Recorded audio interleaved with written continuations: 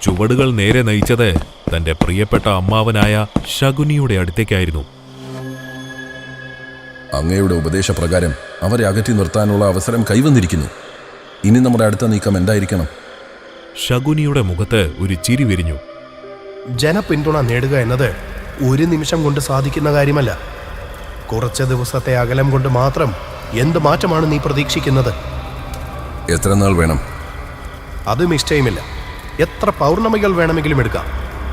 ദുര്യോധനന്റെ മുഖത്ത് ആശങ്ക നിഴലിച്ചു. പിന്നെ എന്താണ് നമ്മുടെ പദ്ധതി? അവർ തിരിച്ചു വരരുത്. ശകുനിയുടെ വാക്കുകൾ വിഷം പുരണ്ട അമ്പുകൾ പോലെ ദുര്യോധനനെ മുറിവേൽപ്പിച്ചു. അപ്പോൾ മാത്രമേ നമുക്ക് ജനപിന്തുണ നേടാൻ ആവശ്യമായ സമയം ലഭിക്കൂ. എല്ലാവരെയും കൊല്ലാനോ? ദുര്യോധനന്റെ ശബ്ദം വിറച്ചു.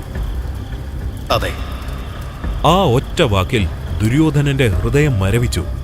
പാണ്ഡവരോടുള്ള വെറുപ്പ് എത്ര വലുതായാലും സർവനാശത്തിന്റെ ആ വഴിക്ക് കാലെടുത്തു വെക്കാൻ അയാളുടെ മനസ്സനുവദിച്ചില്ല. അയാൾ അവിടെ നിന്നും പിൻവാങ്ങി. അന്തഃപുരത്തിന്റെ ഇടനാഴികളിലൂടെ നടക്കവേ ആ ചിന്തകളുടെ കറുത്ത നിഴലുകൾ അയാളെ പിന്തുടർന്നു. തന്റെ സുഹൃത്തായ കർണനോട് അയാൾ ഈ കാര്യം പറഞ്ഞു. എന്നാൽ കർണന്റെ അഭിപ്രായം കുറച്ച് വ്യത്യസ്തമായിരുന്നു.